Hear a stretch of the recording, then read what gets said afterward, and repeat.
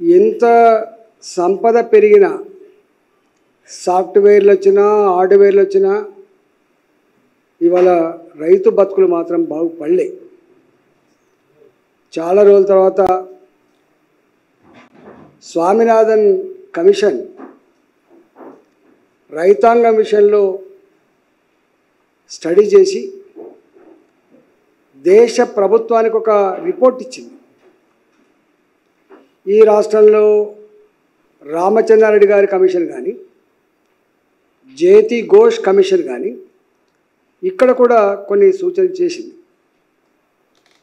అక్కడ స్వామినాథన్ కమిషన్ కావచ్చు, ఇక్కడ రామచంద్రారెడ్డి జేతి ఘోష్ కమిషన్ కావచ్చు, వీటన్నిటి ఫలితంగా కొంత మార్పు జరిగి రైతుల పట్ల దృష్టి పెట్టడం, రైతు లేకపోతే దేశానికి బువ్వ దొరకదనేటువంటి భావనకు రావడం, ఏదున్నా లేకున్నది కాపాడేటువంటి భావన వచ్చింది.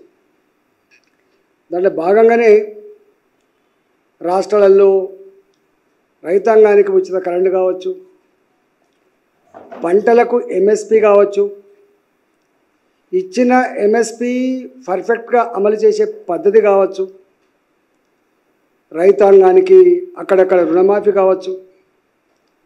ఈ మధ్య కాలంలో తెలంగాణలో రైతు బంధు కావచ్చు. మొట్టమొదటిసారిగా దేశం నరేంద్ర మోడీ గారి నాయకత్వంలో కిసాన్ సమ్మాన్ యోజన రైతాంగానికి మొత్తం పెట్టుబడి అందించే